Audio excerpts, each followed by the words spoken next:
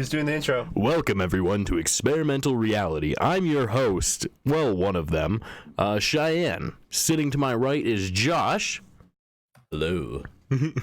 And across the airwaves that are actually digital waves, Luke. I don't believe in air. I feel like Cheyenne's voice is going to be way louder than our voices. So deep. Chayanne's voice is just so deep to match his character. So deep and rich. Is this our actual intro? Yeah. We're going, dude. We're going. Luke, what is on the schedule for today? Do this. Absolutely nothing. This is recorded 10 minutes after the end of last In one. front of a live studio audience. In front of a live studio audience, brought to you by... Uncle Ray's potato chips. Uncle Ray's potato chips. Thank you for the sponsor, even though you didn't actually sponsor us. Okay, hold on. Let me find the nearest branded products to me. This episode is brought to you by Glade Samsung. Air Fresheners. Just Glade Air Fresheners, Under Dasani Armour. water, and Trident gum. And Samsung. If you ever wanted to know what Hellfire tastes, like, just chew mint gum and drink Tabasco. Ooh. That sounds terrible. So You think one's cold, one's hot, they'll cancel, right? Wrong. So actually, the reason why it like feels cold. So actually, I read a thing on this is when you like mint or something. Basically, it makes everything more sensitive. So like, if you're feeling cold, you're just gonna feel a lot more cold. If you're feeling warm, it's just gonna feel a lot hotter. It has to do just with makes the it more nerves. sensitive. That's like when I don't usually like chew mint gum, but I always try to do it when I'm like after I've taken a drink of water, because I know like as I'm chewing it, I'll get thirsty and like try to drink water, and it'll just like freeze my mouth, even though it's like semi cold. It's just because it basically like activates all the nerves in like your mouth and throat and makes them really sensitive. Do you guys ever have it where you like chew mint gum and then you like inhale and your mouth just like is really cold? Like even if like the air outside isn't even that cold, it just feels like you're breathing in air like a blizzard during December, you know? Like I don't know why that comparison was so like exact, but I don't know. We really got into this podcast. We didn't like no time. Dude, okay, but like legit, who cares, though? the most scuffed run is always the best one. That's fair. I mean, do we want to talk about weeks and stuff? Because we haven't really done that lately. Sure. We haven't talked about it in like A while. 2 weeks, 3 weeks, maybe. How was your week? You want to go, Cheyenne? I mean, I can. You've just been streaming. Have you done anything besides streaming? Just schoolwork, job hunting. I actually, yesterday, during my first class, towards the end of it, I got an email from ESCO, which I like dropped my resume off, and they emailed me back asking like if I was looking for a full-time or part-time or like what field and whatever. So I responded back to them, but I haven't heard anything since. But other than that, I've pretty much just been like hanging out at home, doing some stuff outside and like around the house, but mostly working on schoolwork and streaming and job hunting. But Yeah, see, for me, it's been a lot of schoolwork. Today, I actually gave tours. This is Wednesday, the 6th. Actually, we just started filming this like 10 minutes after the last one because I'm gone this weekend. Although it'll be in the past by the time this one's up. yeah.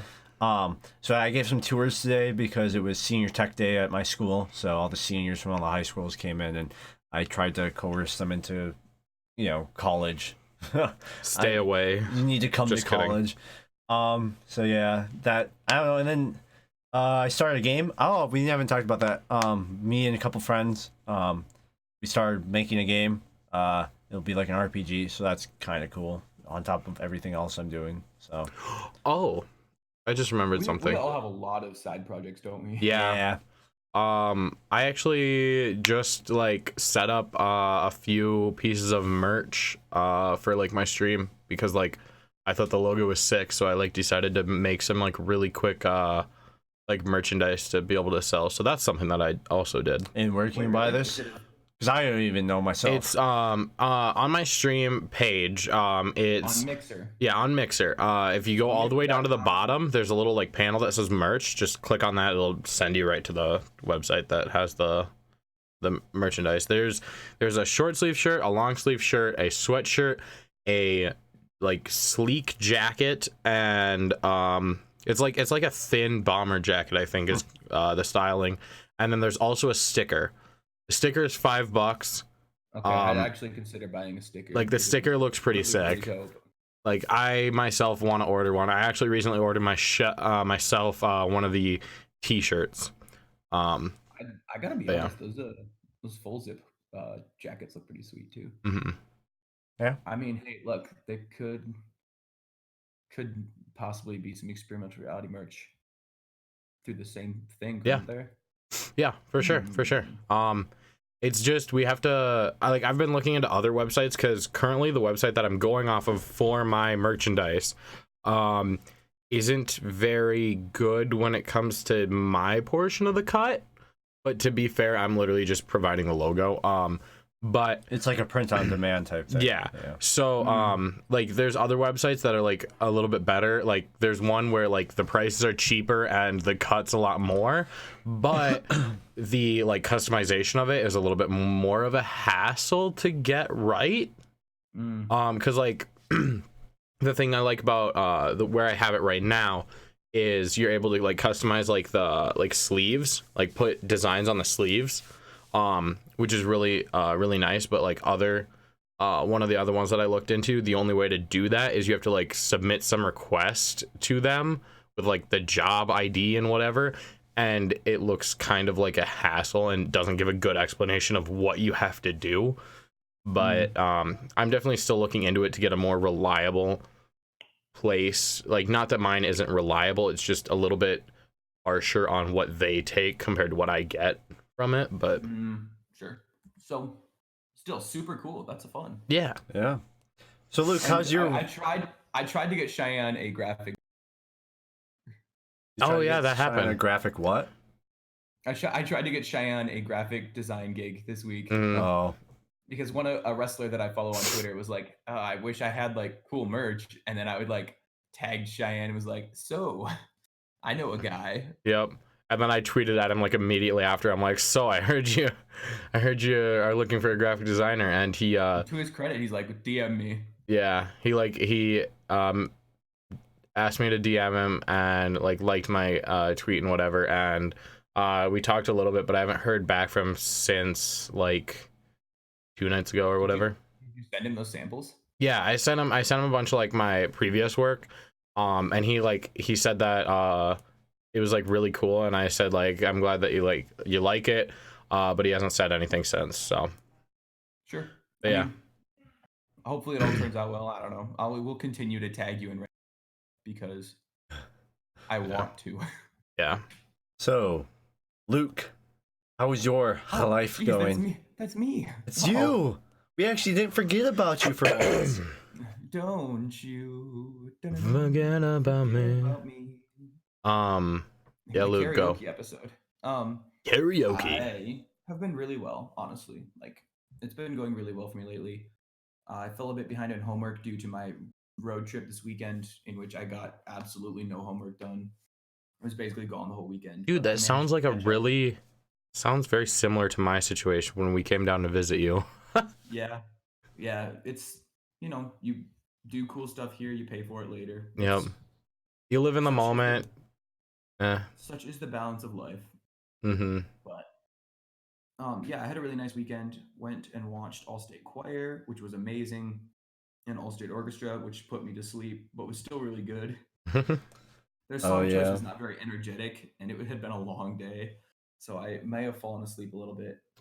I mean, okay, so have I told this story? Have I told this story about how I went to New York and fell asleep on Broadway? Yeah, during The Lion King. Yeah, have I told it on the podcast? No, I've never heard of it. Okay, so back after middle school, so like the summer between middle school and freshman year, I went. They have like a New York and DC trip where you travel with like your classmates and whatever to New York and then DC, or the other way around. I don't remember. But there's like a night they tell you to bring like nice clothes or whatever because you're going to a Broadway show. And the Broadway show that we were gonna go to that year was The Lion King, and we were all like super excited or whatever. But like the people that I was dorming with, they were like my friends at the time, but they were like pretty rowdy and rambunctious. So like they were like the night before that, I was like, okay, I'm like actually gonna go to bed like at a decent time because I'm like I'm tired and like we have a long day ahead of us tomorrow. So like I tried, and like their idea of fun in that moment was, let's see how long we can keep him up. So they just like kept on like trying to keep me awake. Like at one point I think I got like body slammed as I was like just starting to fall asleep. So the next day we had a long day of like traveling around New York and then going to different places, different restaurant or whatever. So at the very end of the night, we go to Broadway, we go to this show, and we like walk in, they have like concessions or whatever. They have this like beautiful, beautiful theater, and we go sit down, and then we watch as like we get past the opening song and into the story. I realize that I am being nudged by my friend next to me and that I have closed my eyes. I open my eyes to look at my friend and go, yes. And he's like, it's intermission. Can I go get some snacks? And I'm like, you let me fall asleep for the whole half of the show on freaking Broadway. On Broadway with The Lion King, which like the little bit that I saw beforehand was like amazing. But you wake me up because you want to get some snacks. I was very upset, and I did not fall asleep for the second half. But falling asleep at an orchestra concert is a little bit better than falling asleep on Broadway watching Lion King. I'd say, now that I think of it, I think you did mention it one time when Luke talked about watching Lion King in prison or something like that. Oh, yeah, it might have been. But yeah, I had mostly forgotten about that story, so it's good that you It's a good story. I like that story. Speaking back to Luke. Back to Luke. Did we ever get through your week? No, I like to interrupt him. Yeah. I like to assert my dominance upon him. Just T-pose on him, verbally. Verbal T-pose. Basically, I can feel the dark from the next time zone over. Assert dominance. Oh my god. Don't get that close to the mic, Josh. But yeah, it was a fun weekend. I'm getting caught up. I'm done with everything for tomorrow. My 8 a.m. class, so I slept through it on Friday. Whoops. And then Sunday night, before I had done the homework for Monday, I got an email that said, "Hey, class is canceled for tomorrow." Oh, okay. So I don't go the next morning because it's canceled. Yep. Tuesday night rolls around. I still haven't done the homework. So I get my homework, get ready to do it, check my email first. No class on Wednesday morning. Cool. So I just did the homework now. That was due like a week ago. No, it was going to be due Monday. Sorry, we turned it into Monday. So it was like half a week ago. Half a week ago. So it's not my fault. It is your fault. You just got really lucky to the point where your professor didn't see your fault. Look, okay, but if it had been due Monday, I would have done it Sunday night. Would you have? Once I knew. He would have. Yeah? Yeah, he would have. You're right. I procrastinate everything to last minute, but I don't die. See, and that's the problem with procrastination, is it never actually comes back to bite me, so then I just never have any reason to actually change. So like it ends up just being a very stressful couple of hours. Yeah. See, like when it comes to like procrastination with my work, is like a lot of my work is like weeks and weeks of like essentially doing renders, changing the renders, reworking, like getting a new design, going to a critique or whatever, and like getting input, or like looking at it longer and like tweaking it and whatever. And I tend to, for some of my projects, put it off till last minute, which my thing that I always try to do is make sure that it's done, because then like at least worth like a C or higher. Like most of my work gets above a C, but like the first project of this year, I got like a low C on it, but that's because I like didn't understand it up until like the week before, and I just crammed it, and it was like an 8-week long project. And I was not proud of it, and it's starting to bite me in the butt a little bit now as I'm like looking for jobs and trying to assemble a portfolio for actual graphic design positions, because like all of my schoolwork, almost all of my schoolwork, I'm not proud of. Like I look at it and I'm just like, I can do better. Like this isn't a good interpretation of my work, which sucks for me, because like I can put stuff off and kind of like make something that gets me a grade, but a lot of my like future relies on my actual work that I produce. So I suppose at the end of the day, they don't care too much of a degree on, or it's more of, can you actually do this for us? That's what we had a visitor in one of my classes that was talking, and they were like, in all honesty, they don't like really look at your grades, they look at your portfolio and like see if you can like stand by your work, see if you actually have a reason you did stuff for your work that might be a little bit jarring or different from the mass and stuff like that, rather than like, oh, you got B's almost your entire class or college career, good job, like sort of thing. I got mostly Hornets, to be honest. Nice. Oh my gosh, Luke. Nice. Buzz. Speaking of buzz, the new Minecraft 1.15 is introducing bees. That was actually not bad. Speaking of buzz, Minecraft 1.15 is creating quite a buzz with its introduction of bees. Okay, we have this really bad habit of like doing a segue that like works and then being like, hold up. I got it. Stepping back. It's like, hold my beer. Here's another one, but it's always worse. Like, that was like last podcast, like ending where I like started it, handed it off to Luke, and Luke's like, nah, I'm gonna redo the segue. I'm gonna redo this one, boy. It needs to be redone. It didn't need to be redone. Okay, fine. Are we gonna talk about Minecraft? Have we talked about Minecraft coming back into the mainstream on the pod? I think we did I think we mentioned it with the downfall of Battle Royale. Yeah. But yeah, Minecraft's been doing good. In fact, like #1 most trending video last time I looked on YouTube was PewDiePie's video playing Minecraft, doing the title was planting 20 million trees in Minecraft for #TeamTrees. Well, because you just mixed Minecraft, which is an up and coming like big cultural sensation again, and then the whole like #TeamTrees. Which, okay, I saw that video, like my second class on Tuesday, right? In my first class, like my classmates will attest to this. I turned to them and I'm like, hey, should I do like a Minecraft stream where whenever somebody donates $1 to like Team Trees, I plant a tree and just like in Minecraft? And they were like, yeah, you should do that. Like, that's cool. And like, I'm like, okay, like I'll like do it this weekend. And I go to my next class and just like with some downtime, I pull up YouTube and I see like suggested video, PewDiePie planting 20 million trees in Minecraft. And I'm like, I was so close to being ahead of the curve, but no. So can I just state the irony of planting trees in Minecraft? Minecraft requires electricity, much of which is from fossil fuels, which, because of our fossil fuel burning, is the reason we need to plant trees in real life. So by planting Minecraft trees, you're creating a reason to plant real life trees. Yeah. Like a necessity.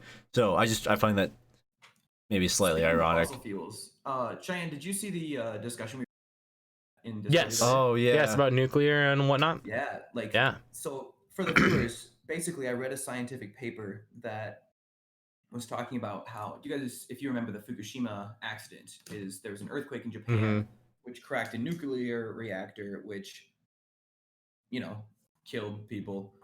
And the argument is Japan stopped doing nuclear after that, or shut down that plant specifically. And I think the recent prime minister that they elected said that they were going to go completely off nuclear within like the next 10 years. Right, because nuclear is big and scary. It's like flying, right? Like, ooh, lots of people die flying, and more people die. It's statistically safer to drive, but it's scarier and bigger when it happens in the air. Yeah, you're way more likely to die from driving than you are from it's not even close. Yep. Especially if you're driving with me. Yeah. Yeah, he might flip the truck. A little bit. But basically nuclear power, switching off of it back to fossil fuels has A, contributed more pollution, which wasn't even the point there, but B, it was an economics paper. It raised the price of energy and stuff, and more people died that winter than had in the past. And according to their calculations, more people died from the raised power costs than from the nuclear explosion itself. Plus, I think the argument could be made by, the increased pollution also leads to, I'm not claiming that we're gonna have a mass extinction, but more pollution means more lung cancer, which means more deaths that way.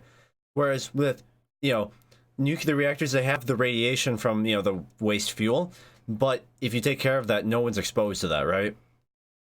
Or at worst, some of the people working in the plant are exposed to low levels of radiation, right? So it's one of those things. I mean, there was recently I think it was like Finland or Denmark. It was one of the Nordic countries built a giant underground vault, basically for nuclear waste, where it would just go and be safely disposed of, right? For presumably the next several 100,000 years, or however long it takes to decompose it. Why don't we just send it into space? I mean, you could do that, but that's really expensive because it's super dense. True. I know okay. So one of the guys I go to school with, he's in his 40s. I believe, and he actually has 2 degrees, one in psychology, one in chemistry. He used to work in a uranium mine in Wyoming until they went out of business. As a chemist, and he would basically check for purity and the uranium samples, make sure that they're processing pure uranium. And now I just forgot where I was going with that. Oh, what he was talking about, I remember now. What he was talking about was how it's possible to use the waste from the nuclear reactors. When you basically how nuclear reactors work right now is they work off of fission. So you have uranium. I believe it's uranium-236 is a fissionable isotope of uranium. You bombard it with electrons, which cause it to split, which means you get 2 different elements. I can't remember what the elements it splits into, and basically those elements are then radioactive. The low levels of radiation from that could potentially be harnessed for a slower but still possible way to harness even more electricity based off of the waste. So that was interesting too. It's not rocket science. It's just nuclear science. Nuclear physics, which is nuclear good. Yeah. So, but it's easy. Which it boggles my mind, the aversion to nuclear, because everyone's concerned about the environment, like fossil fuels, when we have this readily available source of clean energy, and the only pollutants is the solid waste, which is much easier to take care of, right? So what is nuclear waste? Because I've never actually I don't know what it is. Well, I don't remember the runoff water from the runoff water that they use to cool down is your mic's cutting in and out. So the runoff water from the water that they use to cool down the superheated nuclear stuff is essentially extremely radioactive. Gotcha. But I believe they're able to filter that out and turn into more of a solid waste, correct? Right, and essentially they distill it. Yep. Like you would if you were trying to get salt out of salt water. So they just metals in the. So they just water. Get a chunk of just essentially basically, used up. Just extremely radioactive sludge. Yeah, you'd have to look it up exactly what uranium breaks down into when it's fissioned, because it's 2 elements. They're both heavy metals, so I know you can also fission plutonium. Actually, plutonium is from basically it's created from uranium. But if I understand right, usually uranium is what's used in power plants because it needs the least processing and it's still very energy dense. So, see, I love science, and a lot of this is really fascinating to me. It's just I haven't spent the time to look up the stuff. It's really I love gaining the knowledge. It's just in the area that I am, I'm far away from science. I honestly used to know more about it. I went through a phase in 8th grade where I read up all about the Manhattan Project in World War II, and I did a bunch of research. And I remember we went to a science I basically went to what do you call it, a Science Bowl. That's what it was. And our school ended up taking home the gold. We got 1st place. But I remember I was the only person in the room who knew the elemental number of uranium, which is uranium's number 92 on the periodic table. I believe plutonium is 94. You have to double check on that one. It's 93. Americium or something. I don't know. I just know plutonium. Americium. Yeah, it's named after America. Most of those it might not be. I don't think so. I don't remember what no, it's Neptunium. I literally just said that. Yeah, it's Neptunium. Okay. Sorry, I didn't hear you. So yeah, it's plutonium. Sorry, uranium, plutonium. Sorry, uranium, neptunium, plutonium are those three. 92, 93, So 94. like, isn't it crazy how like going through elementary school, like looking back, like you didn't know like anything, but there were certain things that you picked up on that you really enjoyed. Like if you were really science driven, like there was a lot of like science knowledge that like now, like looking back, I don't remember a lot of the stuff that like I was big into science, like thought of like going into it for school. But now, like, since it's been so long and like since I've been gaining like higher education and like more knowledge about other things, I've actually lost knowledge on some of the other stuff. Yeah, because you haven't been exercising those synapses in your brain, so those connections degrade, and to the point where, like, from my understanding, I'm not a neuroscientist, but from my understanding, it's easier to regain lost knowledge than it is to learn new things. But you know, you just don't necessarily have those pathways in your brain currently. So, but I find it interesting how like we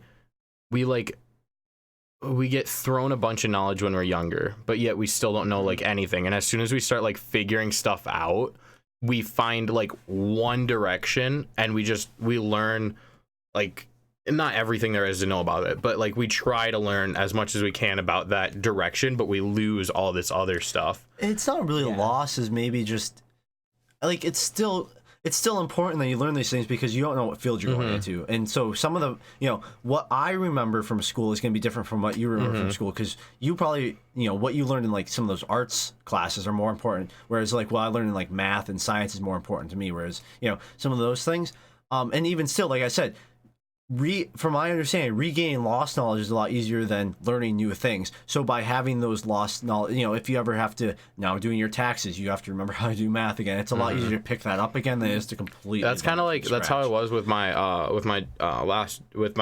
I guess previous job. Like when I started, I was like, oh no, like I don't know like conversions from like measurements and whatever. Like I know how to use a tape measure, but like math of like different measurements, like adding it, I was not good at doing it quick. But like since working there, like it like reactivated those, so I was like picking it up like fast and was able to like fire those off really quickly. But like it irks me because I like to be like a jack of all trades. I like to be good at a lot of things, and it bothers me like looking back at like all this knowledge that you guys know that like I was interested in the past, and now I like know nothing. I look at you guys like a child just like gaining new knowledge. Yeah. Like I remember having like conversations with you guys, especially over at like Minds, where you guys are talking like engineering and like science or whatever, and I'm just like, I feel really dumb right now. Like I'm super interested, but like I have no idea what's going on. Rectifier bridges or something, yeah, like. So here's the thing. I took 6 years of piano lessons and played band the rest of the time. And I could not possibly remember how to read notes right now. Huh. I have no idea. It's gone. Hmm. Most of my anything but pure ideas converted into words, I have no artistic talent in anymore. Interesting.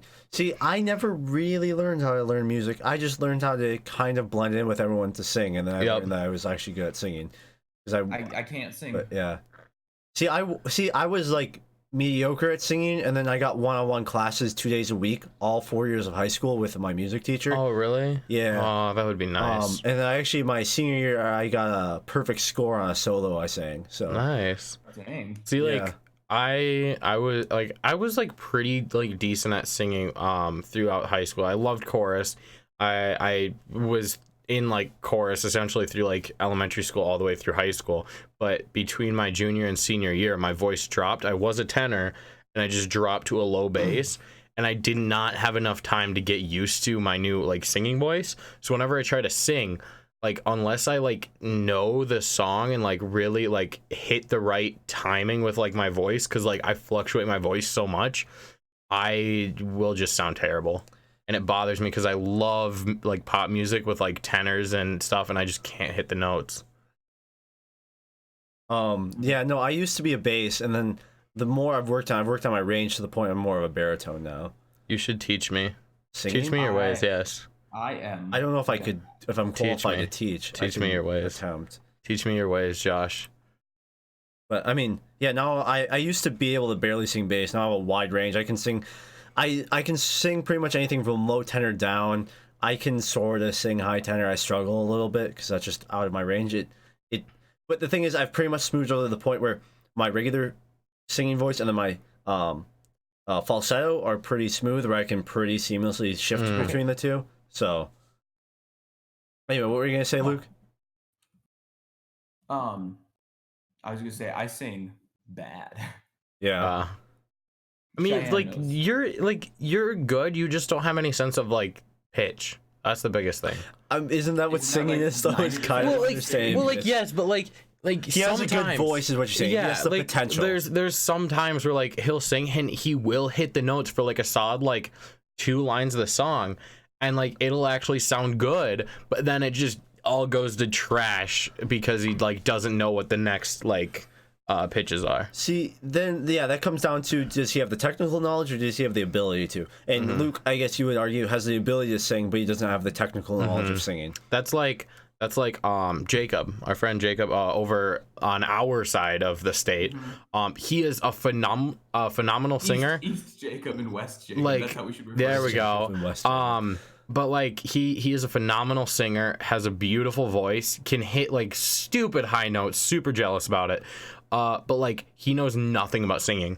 Like throw out simple like singing terms and he has no idea, because he didn't take any chorus like ever. He just did like orchestra. Oh, I'm starting a music club at Lake Area. I know that's slightly random, but yeah, Starting cool. a club? yeah. So basically, there's one other guy in my class. He's super musical, plays like guitar and everything. Sorry, I kind of just like sort of got off topic, but it just popped in my head. Yeah, so he's pretty musical. He was asking around because there's like no like there's not a whole lot where I go to school because it's a 2-year school, so it's like kind of tough to do anything. But he's like, there should be something because like it's music, so like, it's not like it's a basketball team where you really need someone there for 4 years. He's like, we should start something. So he got me on board to help him, and so we've been talking to the higher ups, and it sounds like our first big event will be going Christmas caroling, so that'll be cool. So nice. Hopefully we're going to establish an actual like Christmas, sorry, not Christmas, like a music group at my college. Sure. So Be cool. Well, if I'm in town for the concerts, let me know. okay, I mean, I'm sure it'll be a while before you get that. it sounds like it'll be more. Yeah, it doesn't sound like we're gonna actually start like a chorus. Like it'll be more of a open mic type thing. Like we just kind of get people who are interested in music together, and then hopefully form like choruses and stuff for next year after I leave. Sadly, but yeah, that's the setting thought. up, and you can't even see the fruits of your own labor. Yeah, that just the nature of a 2-year college. So Yeah. but yeah, no, for sure. That's where I was at. If we're going to talk about that whole technical knowledge versus like potential, that's where I was at my freshman year. Is my music teacher was like, "Hey, Josh, you have a pretty nice voice. You just don't know how to sing." So then I learned how to sing, and then I guess I would consider myself all right at it. Like I can't do pop music, but I like in high school what I sang was basically Italian. So what I sang my senior year that I got a perfect score on was Per la Gloria. Which I don't know what the song's about. I think it was something about his love, or no, to the glory or something. Yeah, like to the glory of his love or something. Yeah. So like the more of those like, I don't want to say opera, but like, like some of those like that's why I can sing pretty well. I struggle at pop though because it's just so high. What were you gonna say, Luke? Speaking of opera, I'm on my 5th consecutive day. You're on your 5th consecutive day of what? You blanked out. I'm on my 5th consecutive day of having the Phantom of the Opera theme in my head. Oh, Phantom of the Opera theme. I gotcha. Yes. Speaking of Broadway plays and stuff, Cats. The Cats live action movie. Have we talked about that on pod? How we've name dropped it. Unsettling that is. And see, like that, like I mean, you watch Corridor Digital, and like yes. I forget what it's called, but it's that like Uncanny Valley. Yeah, it's not bad CGI. It looks too close to being human while not being human. Yeah. And so as a result, it throws everyone off. I've seen, so when I was in high school, we actually watched we watched a recording of the Broadway rendition of Cats, and I couldn't tell you what happened in it because I slept through half of it. But familiar. yeah, But like that's different because like it's still people under there, so they still look human enough that it's not like, wow, this is weird. Whereas this is still like, it's just not enough human enough, and it's not like, it's human but just barely not enough, and it's not far enough away. Because with the Uncanny Valley, it's if it's super cartoonish, your brain just doesn't even associate with faces, so it doesn't matter. Like, you know, cartoons like anime or something. But then you start to get closer and closer, and your brain's like, oh, that's actually a human, but it's wrong. Think CGI Tarkin in Rogue One. The reason that was on a technical level phenomenal CGI, but it was slightly off just because, although still pictures of him looked fine, just some of his facial movements were not quite right, and so you could just tell that this isn't quite human. Faces are so hard to do. Hard to do. There was one of Corridor Digital's most recent videos they put up. I want to say it was like last week or something. There was a scene from the Superwoman, Supergirl. Yeah, Supergirl. Oh my gosh, like looking at it, like how did they let that? So oh my, yeah, it was like the 2-minute teaser that they brought out for like the new season of Supergirl, and it was. It looked like, so like the villain looked like PS2 graphics, like like facial, like think like video games from like the PS2, PS3 era, like how the faces would move. It was like super smooth, like no shine, just smooth. And it was super cartoony. No lighting. His facial expressions just constantly shifted, like like without any reason. There was a scene where like people like warp in, but like from like the blue like ring that they were kind of like teleporting out, there was no blue glow on them or like any shine, so it looked like it was just a basic mask. Yeah, that was just like wiped, and like they said it probably best themselves is like it looked like one guy did it in like 3 days. There's probably one overworked. One overworked. Which like it sucks because it's like he probably did a phenomenal job, but he could like, but like oh man, it was an oof. There was a scene where like Wonder Woman. Or Supergirl. Wow, I'm like all off.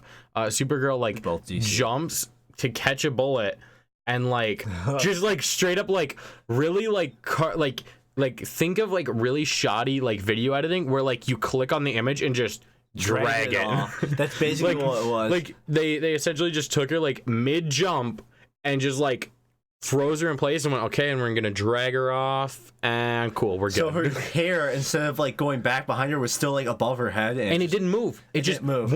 It just like shoot off the screen. It's just like, okay. It was such a bad edit. Like when you watch it in motion, it's not as bad, noticeable, but it's still pretty bad. Like it's terrifying, bro. Like, oh man, I don't watch Supergirl, but part of me wants to now just to see this gem. Supergirl is not like any of the other like DC CW Arrowverse shows, which apparently they're canceling Flash. Yep, which is sad. Is Arrow still going? Arrow, is it? As far as I know, I think it is.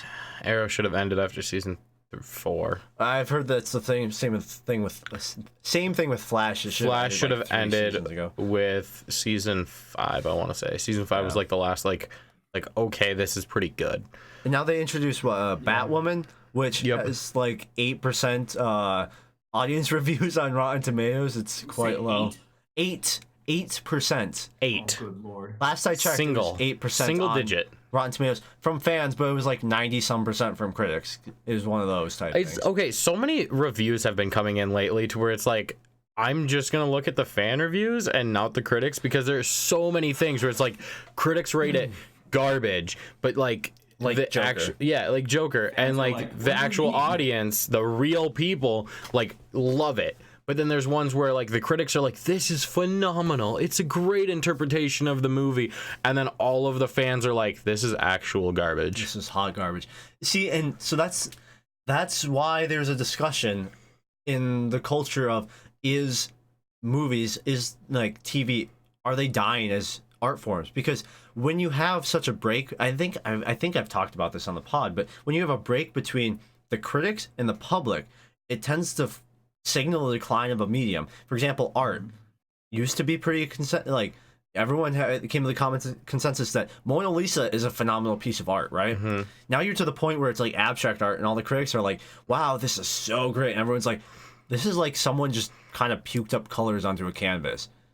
And so you're having this breakdown of between the public and between, you know, the arbiters of this medium, the critics. And it's just, it's, so yeah, it makes me wonder if these are dying art forms. Well, like how do critics like judge something? Is it like, do they look at it and like judge it like going to school and whatever, like judging animations and stuff, like the smoothness of the animation, like the crispness, like do they judge it on story elements, like if it like tells a like story that they feel like hits like these very textbook ish like terms or like ideas?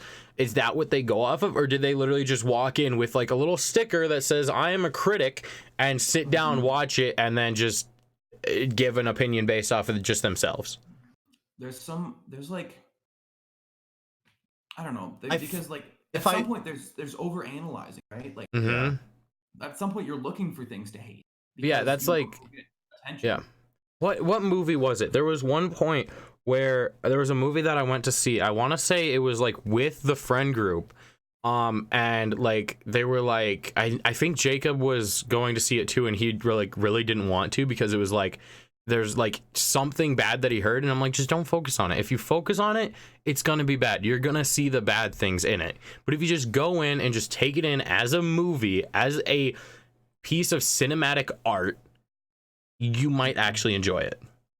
And I don't remember the movie. I can't remember what it is. I'm sorry, but so if I understand right, I believe there is like an association of critics which you have to get approved by to become an actual like official movie critic. That's why like someone like Jeremy Johns, who's one of the biggest critics of movies on YouTube, I don't think is technically a critic, but he's, you know, he's actually more of an actual person. And I generally agree with his consensus when he talks about movies. Like I agree with him like probably a solid 95% of the time. And even if I don't agree with him, I can understand where he's coming from at least. And so I have some theories as to why there's this breaking in the cult in the culture in this movie, and part of me wonders if it's because, you know, as far as the public audience goes, the public audience is looking. We've been, you know, like our generation has grown up on the Marvel movies, right? Don't get me wrong. There's some good Marvel movies. Like Iron Man is actually like pretty good as far as stories go, but more and more recently, they're a lot more of just like a bunch of one-liners, a bunch of jokes, they're not necessarily like these deep story, character-driven movies. But with that said, we've also gotten the Joker, which was torn by critics and loved by the audience. Generally speaking, it's still like an 89% on Rotten Tomatoes, which I think should be higher. But I think part of that is because of that Marvel culture. But even that 89% shows that Marvel culture isn't as pervasive as some people say. And so I wonder, I don't know, part of me wonders if it's because there's this elitism to the critics, and so they kind of have different ideals from the general populace, which aren't part of this elite group, and so they're looking for they're basically looking for different things in a movie that, you know, the people aren't necessarily looking for, and it might not even always be story. This is me trying not to get into politics too much, because I think there is some politics in this, which I don't really know how much we want to get into on the pod, but probably not that much. But yeah, I will say in general. Culture and media review is more angry and more what? Approaching with an objective, more looking for something to hate than it is with an objective viewpoint at this point. Yeah, it seems like there's a lot of like nowadays. It seems like there's a lot of stuff in the media where like everybody's just looking for like the downside or something that's wrong, something to like pick out rather than like, well, it did good here. I don't know. Like that might be true with critics, but I feel it's like, at least with the general populace, I feel like most people, like obviously there's going to be those people who just want to watch the world burn, but that's a statistical anomaly. Like that's very few people. It's 33% of us on the pod because it's just Chayan. Even so, it's a minority. Luke's there with me. All right. Well, the pod's a statistical anomaly. So, anyway. The most people are looking for entertainment that they love. They don't want things like there's the backlash to The Last Jedi. It's not because there's a bunch of angry fans who hate Star Wars. It's because there's a bunch of fans who want to love Star Wars and are not liking Star Wars, right? They don't like how this new trilogy doesn't have a story as far as they can tell. It doesn't make sense to them. They don't necessarily, you know, appreciate these characters in a way. And, you know, so, yeah. I think people generally want to love movies. They want to love these things, and I think that's why people love the Joker, is because like this is a movie that they can get behind. This is a movie that they can love, that they understand, that they enjoy. And that's why I think that's part of the reason why I think Joker is so popular, is because people are like, yes, this is what we want more of, not this other garbage that Hollywood's been giving us lately. We want more of Joker. I like movies that make me feel uncomfortable because it makes me think about stuff. It starts a conversation that might not have happened otherwise. Yeah, for sure. Like I know with like my parents, mainly my dad, he likes action. Like, does not care at all like about the story. If it's got action, it's cool. But like, I feel like our generation, it needs a little bit more meat to it. Like that's why we love the Joker. Well, that's what I was gonna say. I think part of that Marvel culture is, so the theory is with the Marvel culture is people just want action. They're just trained to be fed the action, this popcorn flicks, right? And I would say that might be true if it wasn't for the fact that I think it actually instead leaves us longing for deeper movies like Joker. We've seen all these popcorn flicks. Superhero movies are to the point now, the CGI and everything is really good. The point of they're all basically the same. Yeah. They're just slightly different spins on everything. We want like actual good movies with good stories. And I think there's leaving that bit of a hole in within the Gen Z and the millennial population of, hey, we want like these good movies now. See, like I've gotten into this like phase where like I don't watch movies very often at home. Like if I do, they're just to like chill, they're just to relax. But like going to see the Joker, that's what I want to go to the theater for.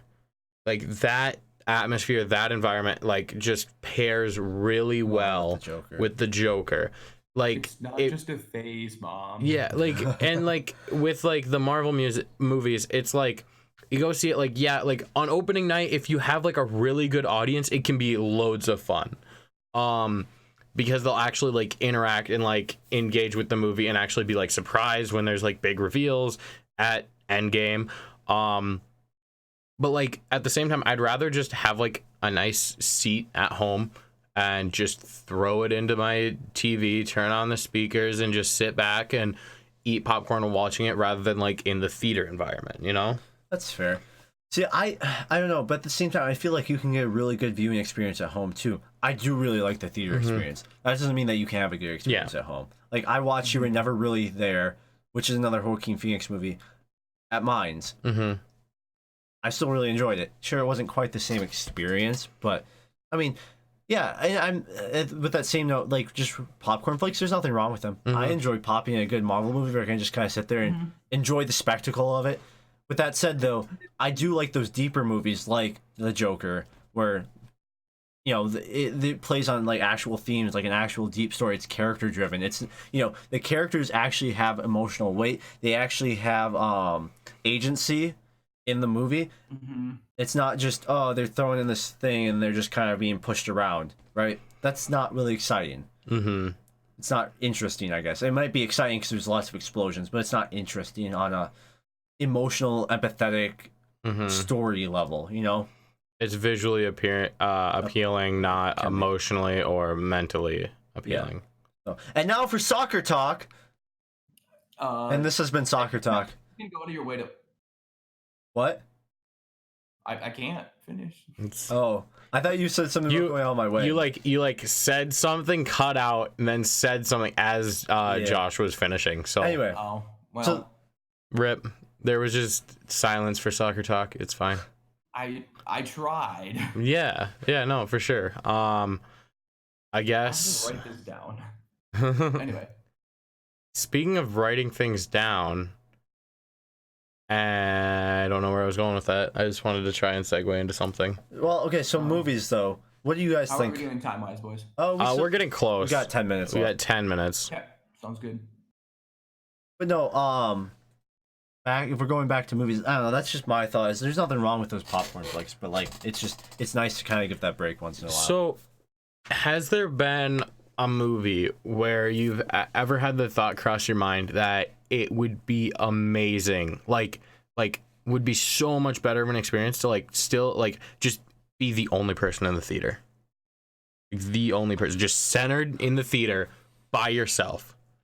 Part of, I think, the theater experience, I mean, I have been to some of those. Like, it's just me and the 2 other people that came with me to that movie because it's like a matinee or something after the movie's been out for a month. Yep. Right?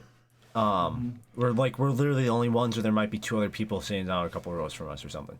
Those are the fun ones. Like when we watched Once Upon a Time in Hollywood. Yeah. I don't know, but at the same time, there's some movies that are much better with, like, I kind of like people in the room, right?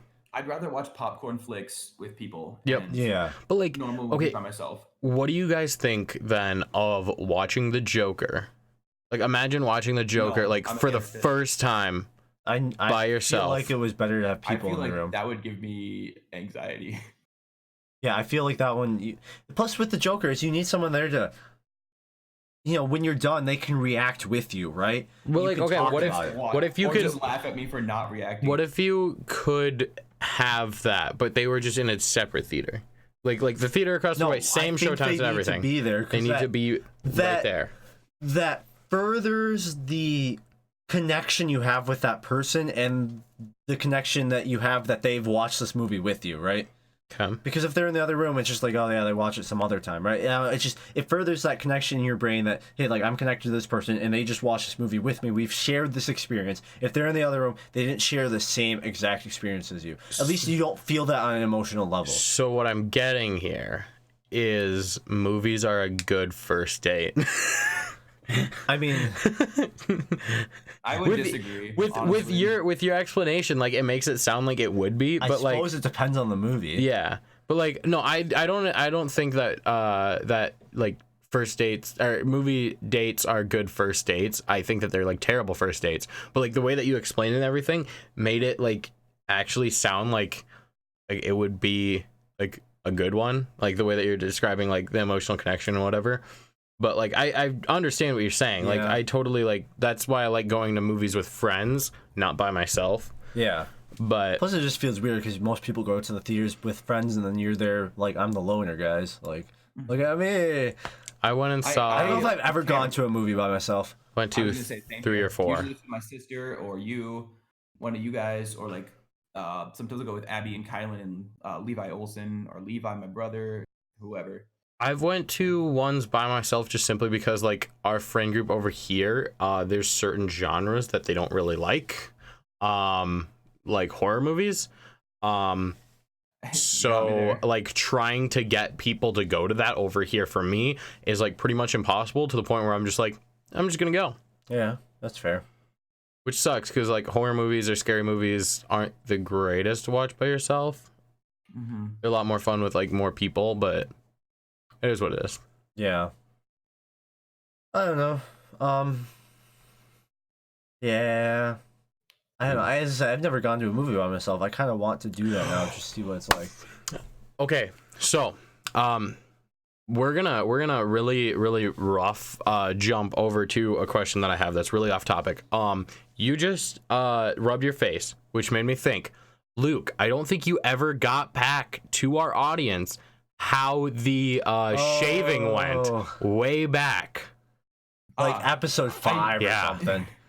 Okay, Cheyenne, you have an incredible memory because I forgot about that. So it was you used to shave after you showered, Luke? After he showered. Cheyenne used to shave before, and I used to shave while showering. In the shower. I still shave while showering. Do you have a mirror, or do you just I just go at it? What? I attempted to shave in the shower, and first of all, I'm actually not shaving in November. I don't know if I brought that. Oh, really? I shaved, so I broke no shave November. I am going to shave because like mine just looks like it doesn't look good when it grows out. It's actually coming in pretty well. Nice. Anyways, so you tried shaving in the shower. Yeah, and it didn't work at all. Like the hair came off my face, but not all of it, and I missed a bunch of spots because I, couldn't see myself, and I cut my face open, and it was awful. Why would you do that? It was so bad. Because you can just cut. Because you can wash off their blade while you're showering, and then you just... I just run the faucet. Run the faucet. Yeah, but then also the water kind of like keeps your face damp, so then you can just kind of shaving cream. Yeah, but my face is sensitive to shaving cream. It's not sensitive to water. If it works for you. It works for me.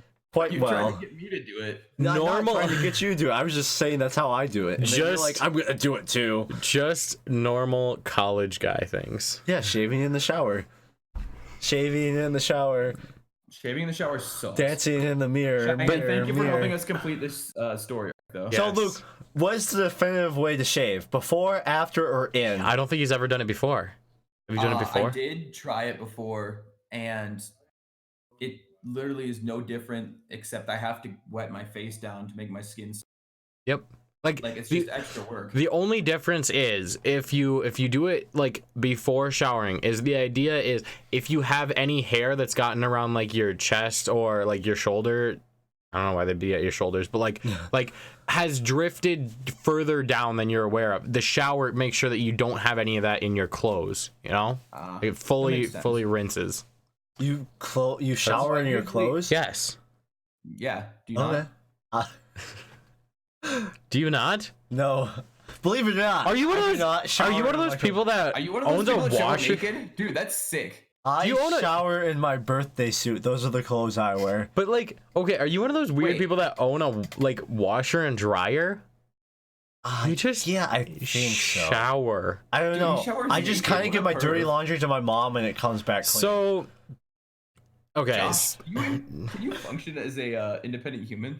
Yes, I can. I can do laundry, actually. okay, Jokes You're aside. next from me, dog. okay. With that being said, this has been experimental reality. I'm gonna let Luke continue it. Okay. All that being said, this has been Wait. Experimental reality. the show where we talk about shaving and not shaving 3 minutes apart. Thank you for listening. We'll be back next week with more experimental content. Experimental Reality is executive produced by me, Luke. Our multimedia coordinator is Cheyenne. General manager is Josh. Music is provided, as always, by our good friend Jason. You can find us at Experimental Reality on Spotify, YouTube, iTunes, Google Play Music, and Podbean. If you want to get in touch with us, email us at experimentalrealitypodcast@gmail.com or connect with us on Twitter at ERPod. Thanks once again for spending time with us. We hope to hear from you soon. We'll catch you next week. This is Experimental Reality. Thank you, everyone, for tuning in. This has been Experiment. Shut up, Josh.